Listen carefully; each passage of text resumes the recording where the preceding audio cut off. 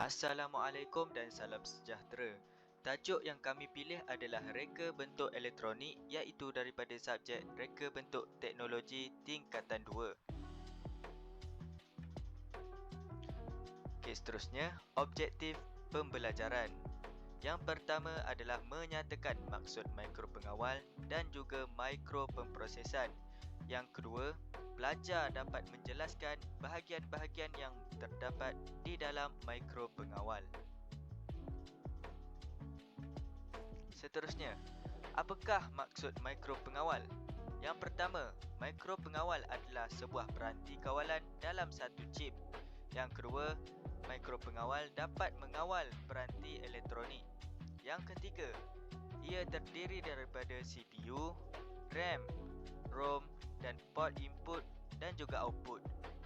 Terakhir sekali, menjalankan kawalan mudah berdasarkan pengaturcaraan yang telah dimuatkan.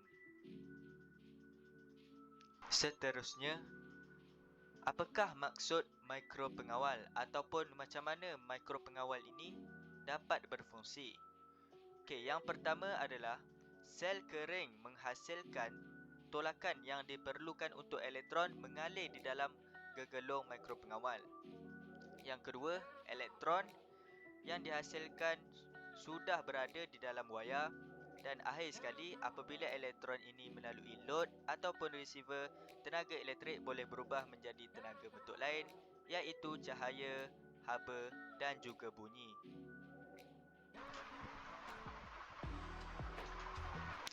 Seterusnya, bahagian dalam mikropengawal.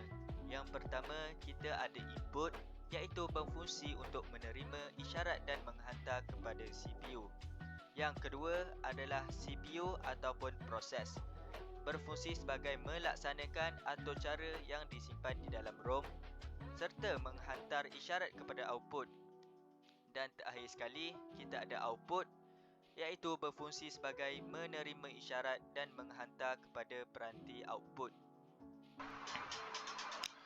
Seterusnya, kita akan pergi kepada input. Input terdapat dua bahagian, iaitu peranti input digital dan juga peranti input analog. Untuk peranti input digital, kita ada suis tekan buka, water sensor yang mengesan kehadiran air, motion sensor yang mengesan kehadiran pergerakan dan juga suis mikro. Kita beralih kepada peranti input analog. Kita ada distance sensor yang fungsinya hampir sama dengan motion sensor, akan tetapi ia akan detect apabila suatu pergerakan ataupun objek mendekati sensor tersebut. Kita pergi kepada light sensor yang mengesan cahaya dan juga temperature sensor yang mengesan suhu. Kita pergi kepada output.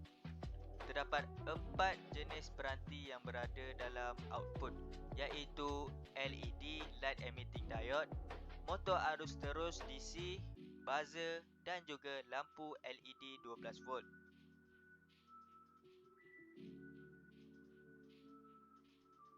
Seterusnya, apa itu mikropemproses?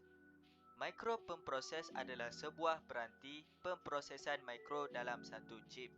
Yang kedua, ianya digunakan bersama chip-chip sokongan yang berada di luar mikropemproses. Dan yang ketiga, mikropemproses dihubungkan melalui sistem bus. Sekian saja daripada saya. Sekian, terima kasih.